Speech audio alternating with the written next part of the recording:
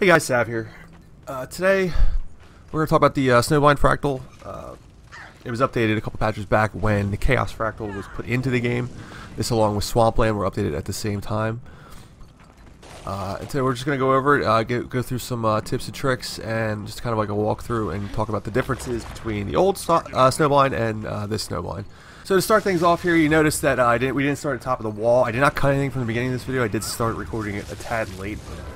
We actually start at the bottom of the wall inside a little, I guess, cave in the wall or whatever. We don't have to run down the wall, you don't have to run down the scaffolding anymore. You just start at the bottom and you walk out, and this is how the fractal starts. So kind of cut that part out. Not that it was ever really difficult, but there was really, I guess, very little point to it, really. Then we come to this part, which is pretty similar to what it was before. With the bonfire in the middle, you have to light the bonfire. However, they now have put the lighting function on your special action key. You no longer have to pick up torches or anything like that. You just use your special action key and light the bonfire. To keep the bonfire going, you go around and collect logs that are strewn about the area and put them into the bonfire. This helps build the strength of the bonfire. It keeps the bonfire going.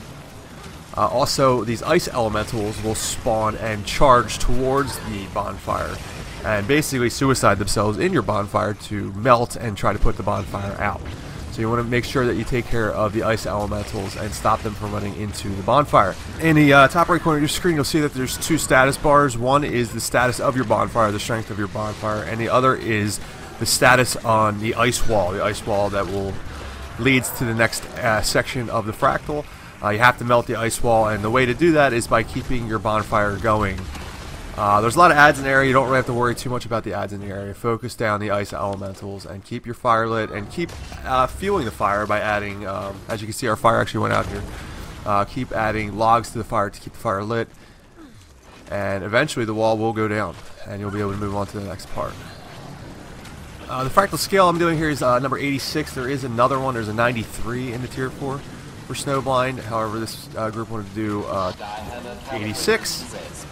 The instabilities for this fractal are Afflicted, Toxic Trail, and as you just saw there, Misconvergence. I talked about Misconvergence in my last video, and I think I talked about Afflicted in the Swampland video. Toxic Trail is the little green area of effect that you see following all of the enemies. If you step in it, you get you basically get more random condies put on you. So as you guys know from my last video, I hate the Afflicted instability, so having Toxic Trails added to Inflicted just makes me hate. They work well together, let's put it that way, and it makes me just hate the Toxic Trails. I think the Toxic Trails are probably good if Afflicted is not one of the instabilities, but I'm not a fan of it with Afflicted instability. Anyway, so we go into the Ice Elemental stage, and it's pretty similar to what it was before, except now it actually requires you not to keep the fires lit to basically just keep the to save your life, but to also be able to damage the Ice Elemental. The way it was before, you would light a fire to keep a debuff off of you, and you would stand near the fire to keep this debuff off of you. And randomly throughout the battle, or maybe it was on a timer, I was never quite sure, you would just be teleported to a random area of this battle arena.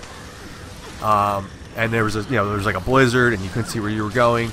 Well, most of that's still there, except it's not random anymore. What will happen is the Ice Elemental, you have to keep all 5 of the bonfires lit in order to do maximum DPS on the Ice Elemental. And then at some point, the Ice Elemental will do like an area of effect attack on your bonfires to put them out.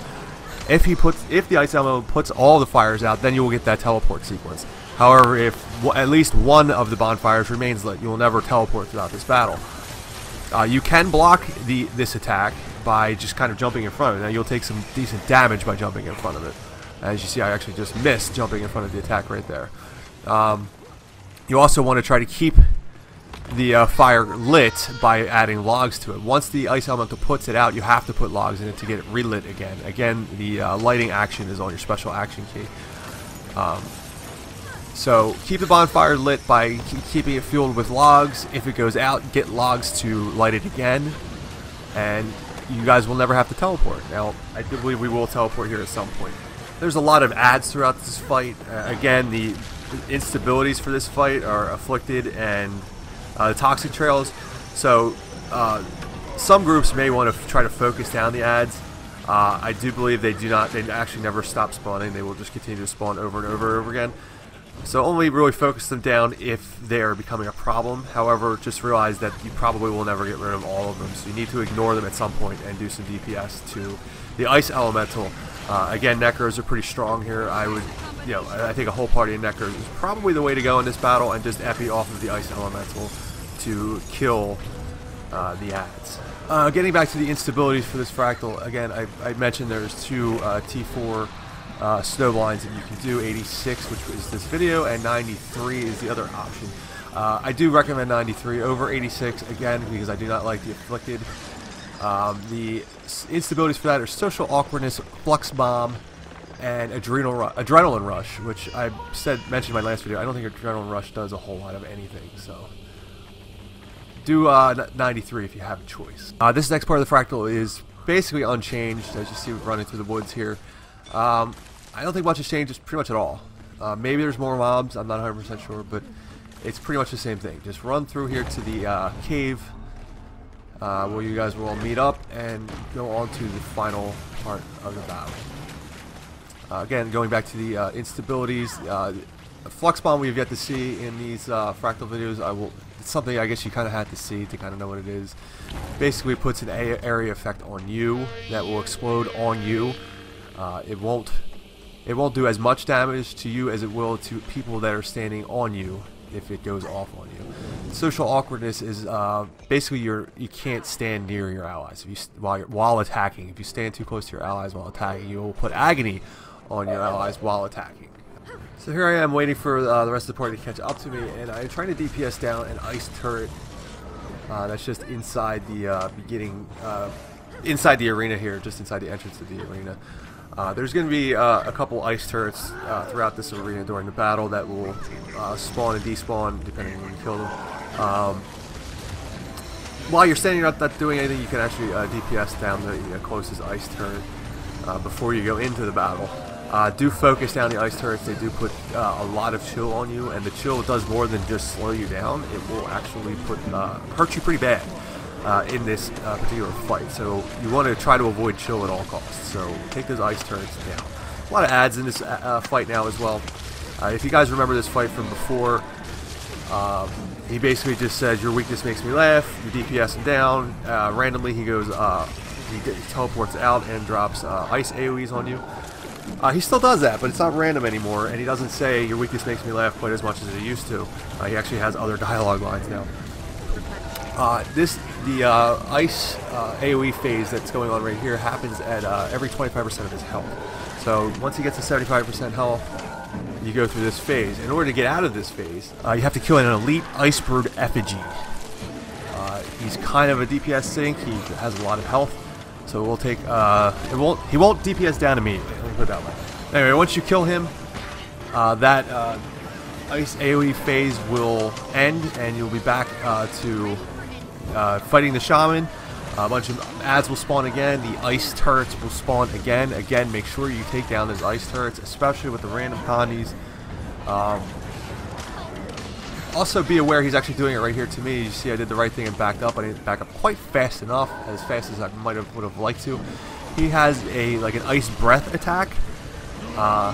What you want to do when you are the target of that ice breath attack, you'll get a little target over your head so you know it's coming for you, is you want to back up. You want to dodge back as far away from him as you can, and you want to dodge back. You do not want to go in circles. You don't want to dodge left to the left or to the right. You want to dodge back, because if you dodge to the left or the right, it will not come off of you. It will stay on you. He will follow you around perfectly with that ice breath. Not to mention, it will also go to your allies if they are to the left or the right of you. If you dodge back and your allies are smart, they won't be standing behind you. You will get out of the area of effect, and you won't give it to your allies. And it's a pretty strong debuff. It could put quite a few stacks on you, and it hurts. Another one of his attacks, as you just saw right there, is he will stop in the middle, and he will just drop a bunch of ice AoEs again. These things will knock you down. They will freeze you, and you will be unable to move for a certain amount of time. And they hurt badly, and you will likely go down if you get stuck in one of these. So make sure you dodge out of it. They're not quite like the AoEs. They're nothing like the AoEs that he drops during the 25% phases. They actually, even though they look the same, those ones that he does randomly throughout the battle hurt bad, very, very bad. Not to say that the ones, the ice AoEs from the 25% phase don't hurt, but they won't freeze you in place. The only way to get out of it too is by either sitting there and waiting, or have somebody DPS you out of your little ice crystal. At 25% health, he will go into bear form, as you can see right here. And when he goes into bear form, he has quite a bit of different attacks. He will lunge about. There will be no ice AoE phase, by the way. But his bear form, he becomes kind of like a maniac. He just lunges about. He can jump on you. If he jumps on you, it'll knock you down. He will likely kill you. I'm pretty sure he focuses you down if you go into down state during that part. Also, there will be a bunch of ads in the area once again. One in particular is another effigy, which again you will have to kill. I don't know if it actually prevents the shaman from being hurt while the effigy's out, or if it just makes him more, I don't know, stronger, maybe, less susceptible to your DPS. I'm not sure exactly which. All I'm saying is you should definitely kill that elite effigy before returning your attention to the shaman. And guys, that's going to be it for this video. I hope it was informative. I hope it helps you out. Thank you for watching.